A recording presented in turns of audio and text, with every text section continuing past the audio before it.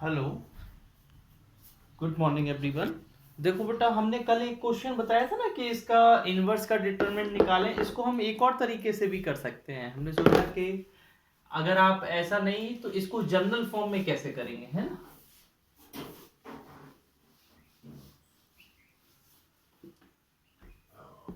अच्छा, आप ये बात तो जानते हैं कि ए और ए इनवर्स क्या होता है? आई होता है कि नहीं होता है? हेलो, है ना, ये बात क्लियर है? अच्छा, आपने दोनों साइड डिटरमिनेंट ले लिया, ए इनवर्स इक्वल टू इस पर भी डिटरमिनेंट, दोनों साइड डिटरमिनेंट ले लिया। आपको एक प्रॉपर्टी मैंने बताई थी, determinant A B equal to A और बी। फिर क्या मैं इसको अलग अलग भी कर सकता हूं उस प्रॉपर्टी के हिसाब से? और बेटा, डिटरमिनेंट आई की आइडेंटिटी मैट्रिक्स की वैल्यू कितनी होती है? 1 होती है ना हमेशा। बोलो, होती है कि नहीं होती है? अब देखिए बेटा, हमें किसका चाहिए था? ए इनवर्स का चाहिए था, तो ए इनवर्स यहीं पर रहने दो और ए को यहां ले आओ। लो, हो गया, वैसे भी आ गया कि ए इनवर्स का डिटरमिनेंट उसके रेसिप्रोकल होता है एक। ठीक है ना। इसमें हमने सोचा कि अब ऑर्डर, उसमें तो 2 ऑर्डर का दिया था। कल जब हमने किया था तो उसमें तो 2 ऑर्डर का दिया था। इसमें 2 ऑर्डर हो, 3 ऑर्डर हो, कुछ भी ऑर्डर हो, तो हमेशा ये एप्लीकेबल है। समझ गए ना, ऑर्डर कुछ भी हो उसका। बेटा, अभी तक जो कुछ हमने पढ़ा है उसका एप्लीकेशन, एप्लीकेशन माने उसका फायदे, उसका फायदा इसी में रहता है। मतलब लीनियर इक्वेशंस आपको अभी तक तो आपने 2 वेरिएबल में पढ़ी। अगर हम बोले तो 2x plus 3y equal to 4।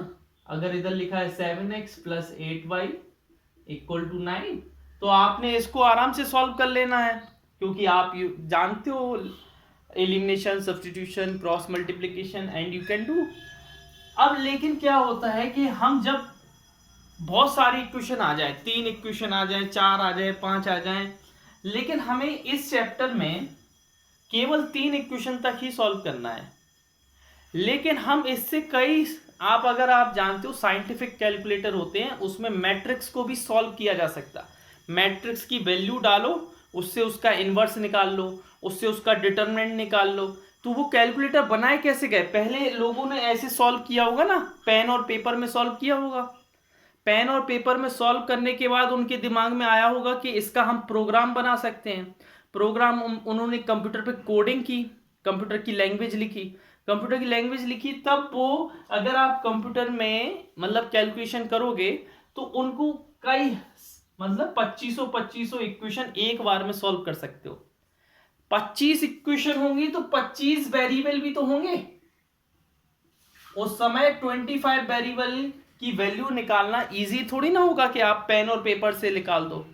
इसलिए ये मैट्रिक्स का यूज किया जाता है, डिटरमिनेंट का यूज किया जाता है कि मैट्रिक्स और डिटरमिनेंट से हम वेरिएबल की वैल्यू आराम से निकाल सकते हैं। अब देखिए क्या है, यहां पर सबसे पहले है जो है, आप यहां पर देखेंगे application of matrices and determinant. बेटा, जब आप क्लास 10th में थे, क्लास 10th में आपने 2 चीज पढ़ी थी। एक चैप्टर नंबर 3 था क्लास 10th में, चैप्टर 3 था linear equation in 2 variable, pair of linear equation, pair of linear equation in 2 variable. ऐसा था कि नहीं था? बोलो, था कि नहीं था? अच्छा, pair of linear equation in 2 variable को आप आराम से सॉल्व कर लेते थे, क्योंकि आपको डिफरेंट डिफरेंट तरीके आपको सिखाए गए थे। लेकिन यहां पर क्या है कि आपको उन्हीं इक्वेशन को जो उधर जब 10th में सॉल्व किए थे, तब तो आपने एलिमिनेशन, सब्स्टिट्यूशन या क्रॉस मल्टीप्लिकेशन मेथड से सॉल्व कर लिए थे। अब लेकिन आपको क्या सॉल्व करना है, मैट्रिक्स और डिटरमिनेंट की हेल्प से सॉल्व करना है। उस समय जब था तब आपने दो चीज पढ़ी थी, एक तो बात क्या पढ़ी थी, कंसिस्टेंट की बात पढ़ी थी, और एक बात पढ़ी थी इनकंसिस्टेंट की। पढ़ी थी कि नहीं पढ़ी थी? अब देखिए कंसिस्टेंट में, कंसिस्टेंट माने जो कंसिस्ट करता है, कंसिस्ट करता है, उसके नाम में ही है कंसिस्ट है, मतलब इसका सॉल्यूशन है, सॉल्यूशन एग्जिस्ट करता है। लेकिन इसमें दो तरीके के आपने पार्ट पढ़े थे। इसका आपने एक तो पढ़ा था यूनिक सॉल्यूशन, है ना, और एक पढ़ा था आपने इनफाइनाइट सॉल्यूशन।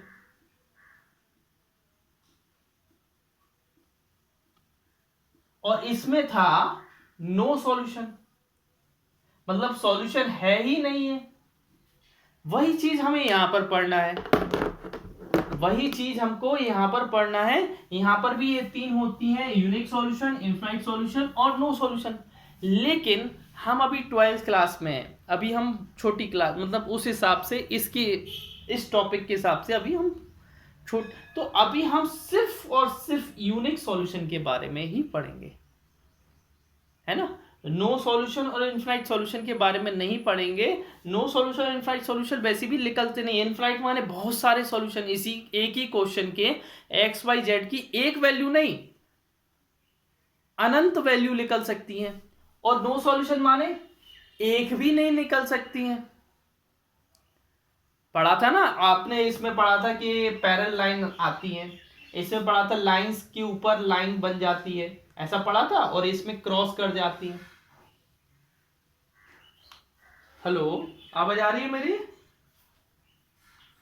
हाँ, अब देखिए क्या है, तो याद रखिएगा आपको कंसिस्टेंट में दो चीज आएंगी, इनकंसिस्टेंट में एक चीज आएगा।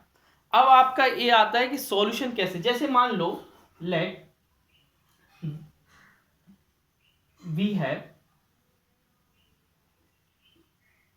3 लीनियर इक्वेशन, हमको 3 लीनियर इक्वेशन दिए, मान लीजिए a1x plus b1y plus c1z d1, a2x b2y plus c2z plus d2, a3x b3y plus c3z, sorry इधर इक्वल है ना, इक्वल टू d3। अब हम बोलें कि इसको सॉल्व करो और एक्स और वाई, एक्स वाई और जेड तीनों की वैल्यू निकालो। आप निकाल पाएंगे? हाँ निकाल लेंगे आराम से, मतलब कहीं ना कहीं हम इधर उधर करेंगे तो 3 का भी निकल जाएगा। अगर हम ऐसी 4 का दे दें, ऐसी हम 5 का दे दें, तो आपके लिए शायद निकालना मुश्किल हो जाएगा कि आप कैसे निकाल पाएंगे। लेकिन यहां पर हमें सिर्फ 3 ही इक्वेशन का ही निकालना है, इधर हमें ज्यादा का नहीं निकालना है। समझ में आया बेटा?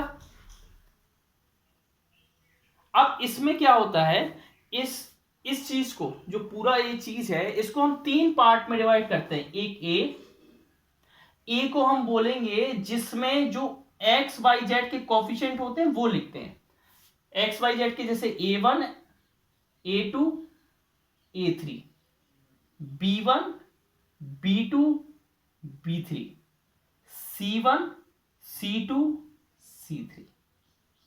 यहां पर x क्या होगा, जो हमें निकालना है, एक्स वाई जेड हमको निकालना है, ये स्मॉल में है ना, एक्स वाई और जेड। और बेटा बी क्या होगा आपका, एक और मैट्रिक्स बनेगा जिसको हम कांस्टेंट बोलते हैं, कांस्टेंट वाला टर्म, d1 d2 और d3। बोलो बात आया समझ में कि नहीं? इतना आया? अब अगर बेटा आपको ध्यान से देखना, मैं इसको ऊपर को इरेज कर दूं क्या, थोड़ा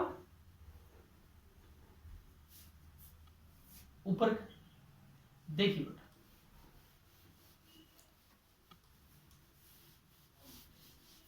अब ये जो 3 इक्वेशन है वो ऐसे ही तो बनती हैं। अगर मैं इसको ऐसे लिख दूं बेटा, यहां से देखना मैं कैसे लिख दूं, इसको ऐसे लिख दूं A1 A2 A3 B1 B2 B3 C1 C2 C3 और इधर क्या लिख दूं मैं X X Y Z और इधर क्या लिख दूं मैं D1 D2 D3। बेटा अगर आप इनको मल्टीप्लाई करोगे और उसके इक्वल में ये लिख दोगे तो आपको ये 3 इक्वेशन मिल जाएंगी कि नहीं, समझ गए ना।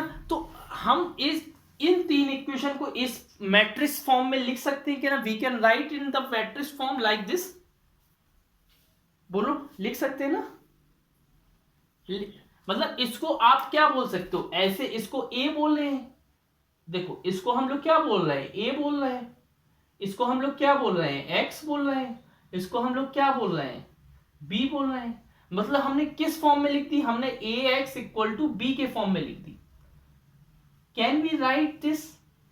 भाई आप इनको सॉल्व करोगे, इनको इससे मल्टीप्लाई करोगे तो यू विल गेट दिस ना, तो we can write this like.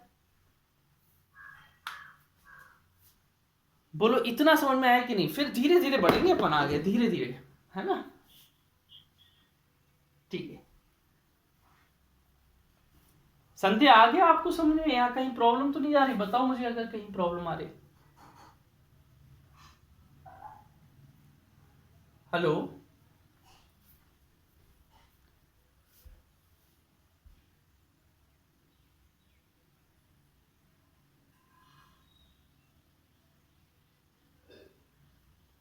प्रगति आपको तो नहीं जा रही कहीं प्रॉब्लम? ठीक है, हमने क्या बताया कि अगर हमें ऐसी इक्वेशन दी तो हम किसी भी इक्वेशन को इस फॉर्म में लिख सकते हैं, बस अभी इतना बताया। अब आप देखना ध्यान से आगे मैं क्या बता रहा हूं।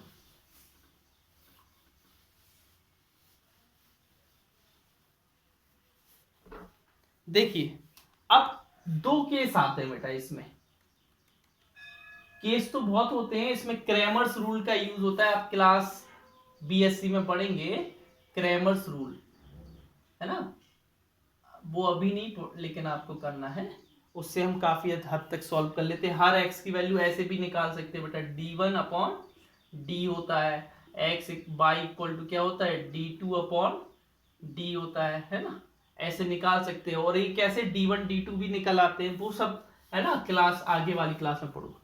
अब देखिए केस 1 क्या होता है, when A is non singular, A is non singular. अच्छा नॉन सिंगुलर क्या होता है जल्दी बताइए?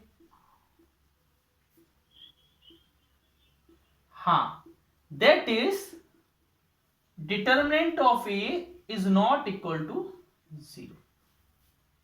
इसका मतलब ये है ए इज नॉन सिंगुलर, मतलब ए का डिटरमिनेंट 0 के इक्वल नहीं है। अगर ए का डिटरमिनेंट 0 के इक्वल नहीं है तो दिमाग में बैठा लो, solution of system of linear equation, solution of system of linear equation always unique। क्या होगा? यूनिक। बोलो आया समझ में इतना कि नहीं?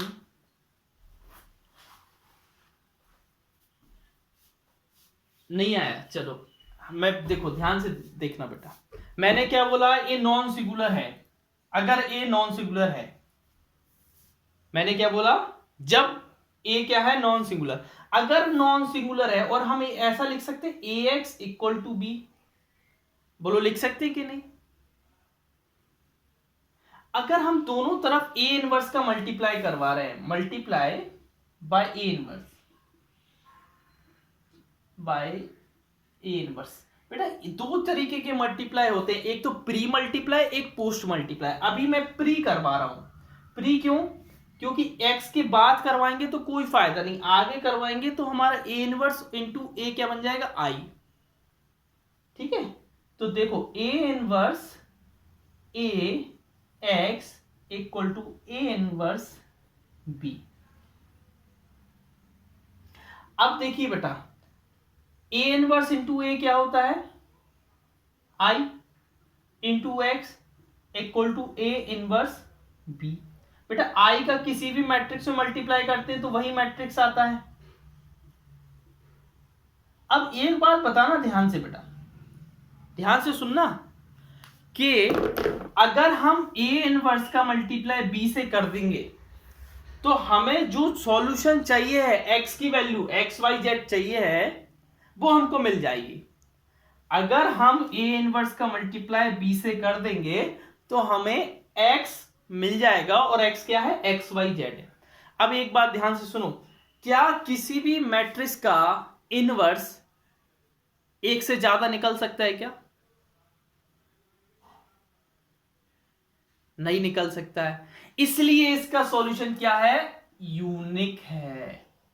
और यहां पर देखो बेटा, ध्यान से देखो, A inverse exist, A inverse exist करेगा बिकॉज डिटर्मिनेंट ऑफ ए क्या है, जीरो के बराबर नहीं है। ए इनवर्स एग्जिस्ट करेगा क्योंकि डिटर्मिनेंट ऑफ ए जीरो नहीं है, और A inverse is always unique. A inverse क्या होता है बेटा, ऑलवेज यूनिक होता है। बात आई समझ में कि नहीं आई? हेलो, देखो आगे देखो,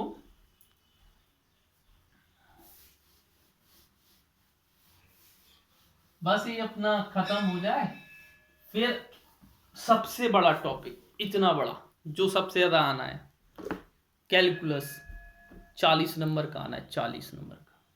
कई चैप्टर आते हैं उसके अंदर, है ना। देखिए बेटा, केस 2,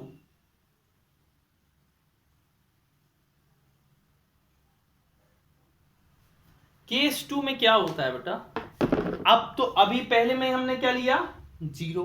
अब मानो सिंगुलर है, when A is a singular matrix. अब सिंगुलर हुआ,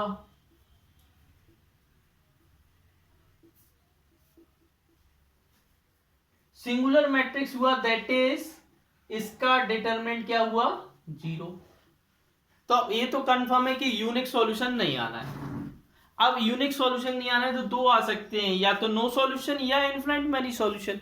अब इसमें भी हम चेक करते हैं, टू का हम एक 2.1 लिख रहे हैं। अगर आपका ये जीरो आया तो फिर हम चेक करेंगे 2.1। 2.1 में क्या करेंगे, व्हेन एडजॉइंट ए का मल्टीप्लाई बी जीरो नहीं आता है, जीरो नहीं आता है। क्या बोला मैंने, जीरो नहीं आता है। जीरो मतलब ये ओ लिखा है, ओ माने जीरो मैट्रिक्स है ना, इधर लिख दो जीरो मैट्रिक्स। बेटा दो मैट्रिक्स का मल्टीप्लाई मैट्रिक्स ही तो आएगा, ए मैट्रिक्स है, ए मैट्रिक्स है, मैट्रिक्स मैट्रिक्स का मल्टीप्लाई मैट्रिक्स ही आएगा।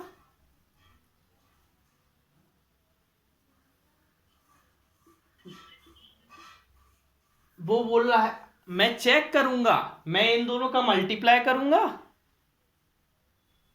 और अगर जीरो मैट्रिक्स नहीं आया, जीरो मैट्रिक्स नहीं आया मतलब कोई मैट्रिक्स ऐसे आ गया, कुछ भी आ गया, उसमें जीरो जीरो नहीं आए सारे element, then solution of system of linear equation are inconsistent. कैसा होगा, अब ये इनकंसिस्टेंट में तो कुछ मतलब ही नहीं है, उसमें तो कुछ आना ही नहीं है, that is no solution. Inconsistent सिर्फ एक ही जगह होता है ना, नो सॉल्यूशन में। बोलो ठीक है।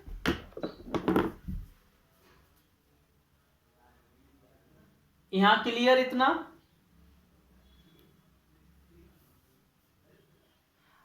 अब आगे करें देखो आगे देखो 2.2 एक और केस है। देखो बेटा ये केस कब चेक करना है, ये दोनों केस कब चेक करना है, जब आपका डिटरमिनेंट 0 आए, when you will check this when your determinant equal to 0। अब देखिए आप यहां ध्यान से देखना, when एडजॉइंट a का b से मल्टीप्लाई इक्वल टू 0, अगर आपका 0 मैट्रिक्स आ गया, क्वेश्चन करेंगे तो और अच्छे से समझ में आ जाएगा, है ना, 0 मैट्रिक्स आ गया।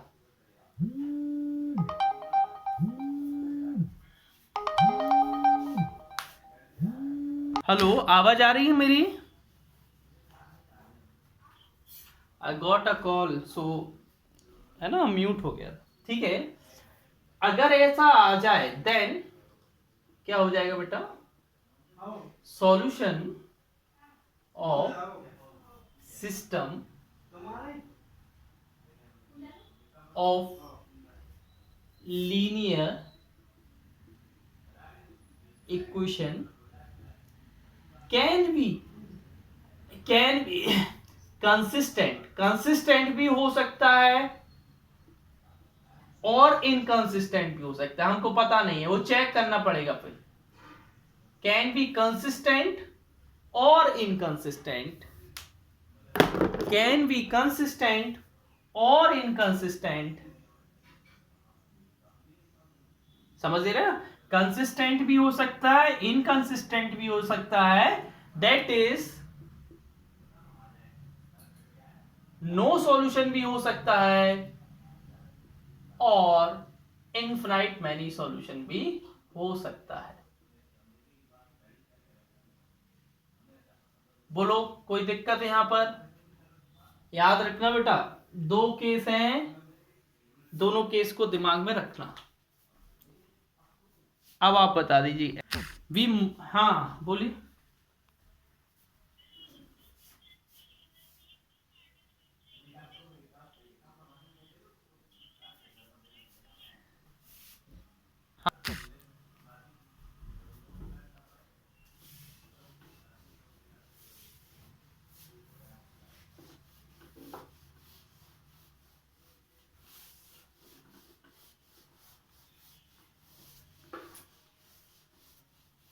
हाँ बोलो।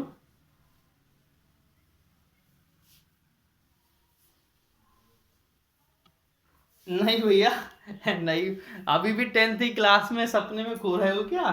10th क्लास में से बाहर निकलो, है ना? क्यों, अभी भी? नहीं नहीं भैया, उससे नहीं करना है ना, फिर वो देता ही क्यों, अगर उससे करना होता वो देते ही, वो तो जानता है हमने 10th में पढ़ा दिया, अब तुम 12th में आ गए हो, ठीक है ना? चलिए देखिए, फर्स्ट वाला देखिए, x plus 2y equal to 2,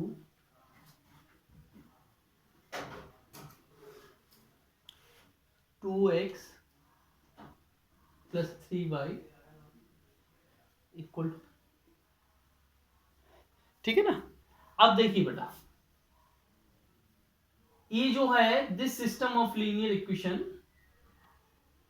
system of linear equation can be written, इसको लिख सकते हैं ना हम ऐसे, इन द फॉर्म, कैसे लिख सकते हैं बेटा, A X plus equal to B, ऐसे लिख सकते हैं ना, वेयर यहां पर ए क्या है, ए है आपका 1 2 2 3, एक्स है आपका, साफ नहीं दिख रहा है, एक मिनट देख रहा है,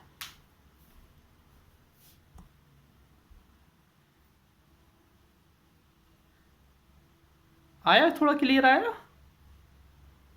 मैं थोड़ा बड़ा बड़ा लिख रहा हूं, है ना, मैं कोशिश कर रहा हूं बड़ा बड़ा, है ना?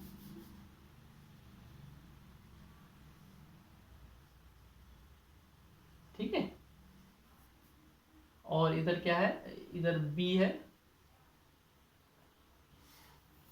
2 3।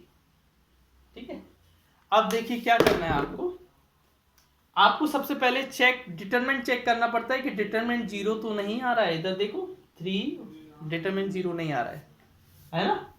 क्या आ रहा है डिटरमिनेंट 0? सो बस ऐसे हो गया बेटा। सो गिवन लीनियर इक्वेशन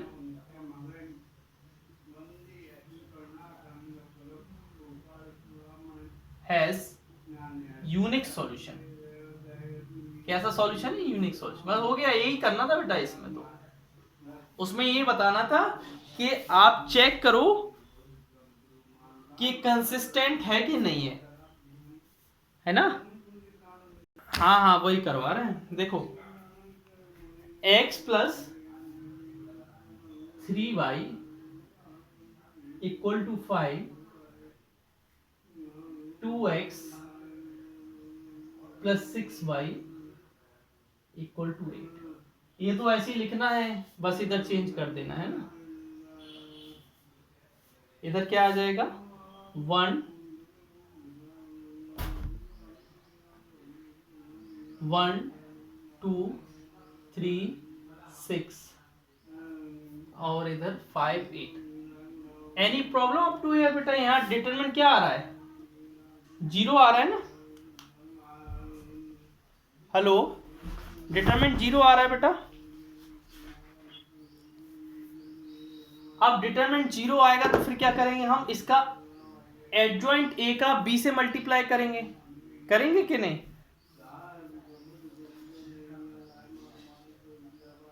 हाँ, नाउ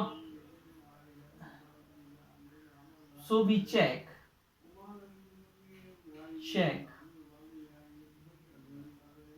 adjoint A B। अच्छा, एडजॉइंट ए क्या आएगा इसका? एडजॉइंट ए क्या आएगा बताओ? अरे बोल दो भाई। 6 1 2 -3 है ना? और बी क्या है आपका? 5 और 8।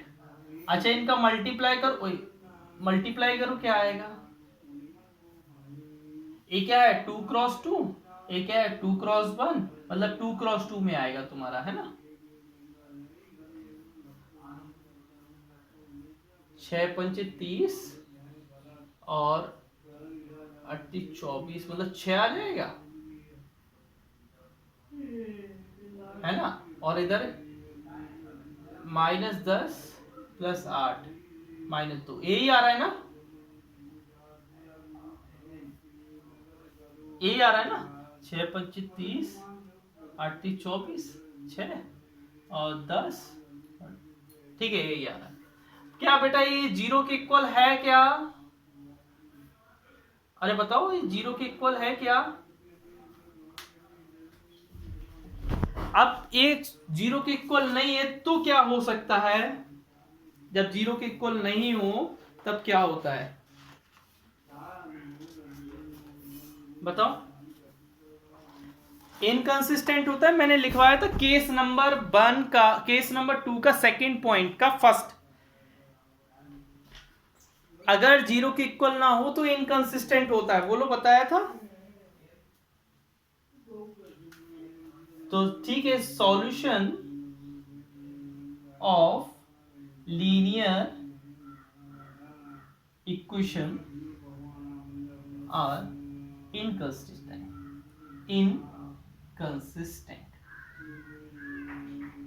बस हो गया बेटा, यही करना है ना? हेंस लिख देना, हेंस सॉल्यूशन। बताइए यहाँ कहाँ प्रॉब्लम गई आपको, कहाँ पर आपको दिक्कत गई, ये बताइए। ठीक है, चलिए देखिए फोर्थ वाला देखो। फोर्थ में अब एक बता दो, है ना? कौन था बताओ?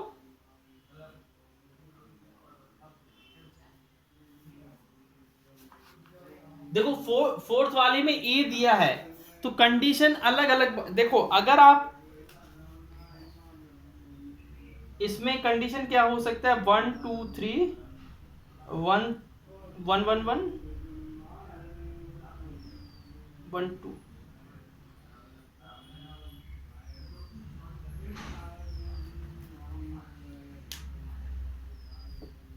चलिए सिक्स वाला देख लो। फोर्थ वाले में कंडीशन बनानी पड़ेगी उसको। चलो फोर्थ वाला देखो। फोर्थ वाला थोड़ा टिपिकल है, फोर्थ देख लो, है ना बेटा।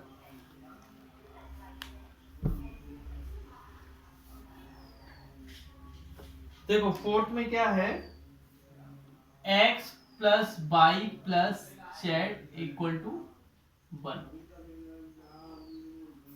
2x plus 3y plus 2z equal to 2, ax plus ay plus 2az equal to 4। ठीक है, अब हम क्या करेंगे, इसको इस तरीके से लिख देंगे।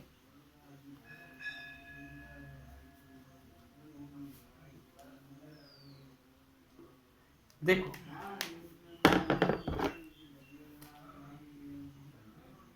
1 1 1 2 3 2 a 2a।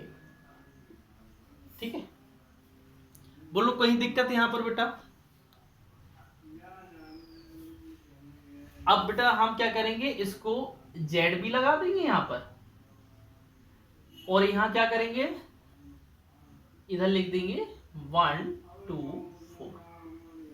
ठीक है, अब आपको क्या करना है बेटा, ध्यान से देखो। हम इसका डिटरमिनेंट हम इधर कर दें, साइड में कर दें, बोलो साइड में कर दें।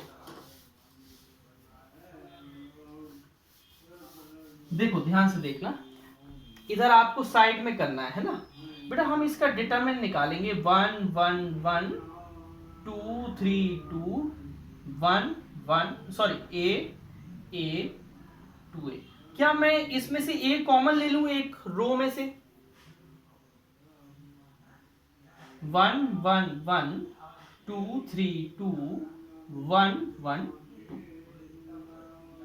अब बेटा इसका डिटरमिनेंट निकालो, क्या आ रहा है जल्दी से निकालो, ये अंदर वाले का डिटरमिनेंट।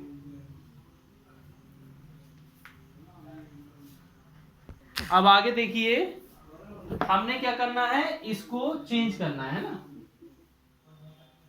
चलिए बेटा इसका डिटरमिनेंट निकाल के दिखाओ जल्दी से।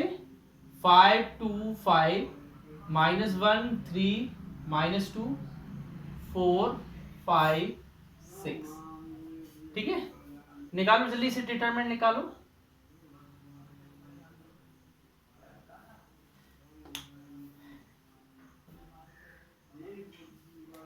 Tell me what is the determinant.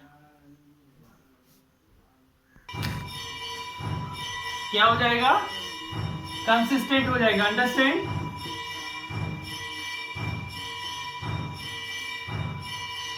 ठीक है, आगे बढ़े। चलिए आप बताओ कौन सा करवा रहे, तुम जो बोलोगे वो करवा रहे हैं, आप लोग बता दो। इस तरीके से लिखेंगे तो क्या हो जाएगा, 2 1 1 1 -2 -1 0 3 -5। बोलो कोई दिक्कत यहां पर, 1 3/2 और 9। एनी प्रॉब्लम, यहां तक कोई प्रॉब्लम है क्या। चलिए अब डिटरमिनेंट निकालो जल्दी से। डिटरमिनेंट निकाल के बिल्कुल सही निकालना, इस बार गलत नहीं निकाल देना, वरना पूरा सॉल्यूशन गलत हो जाएगा। समझ रहे ना, समझ गए बात को, कि हमारा डिटरमिनेंट 34 आया और 34 क्या नहीं है, 0 इक्वल नहीं है। अब इसका सॉल्यूशन क्या होगा, कंसिस्टेंट होगा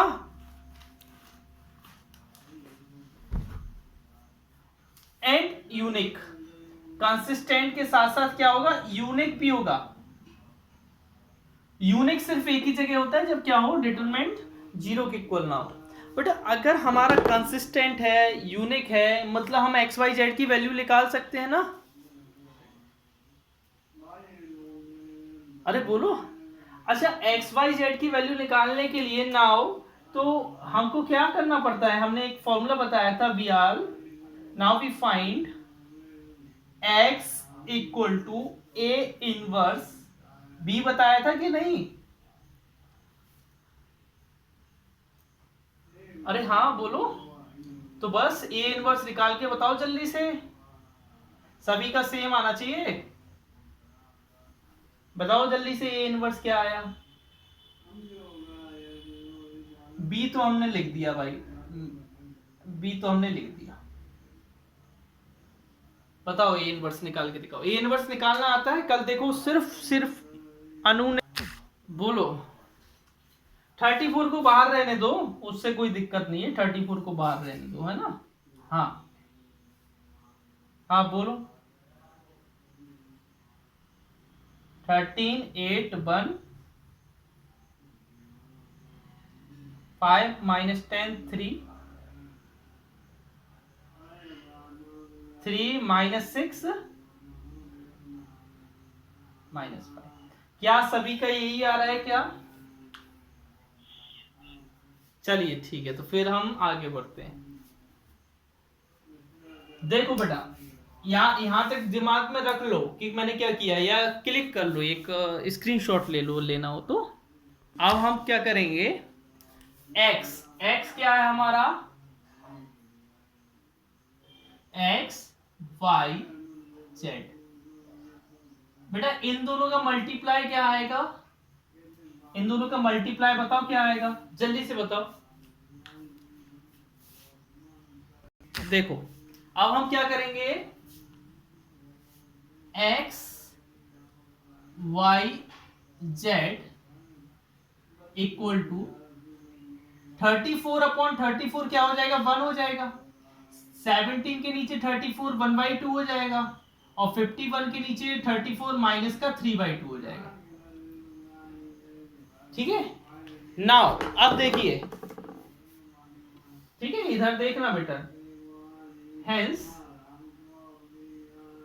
x equal to 1, y equal to 1/2 और z इक्वल टू -3।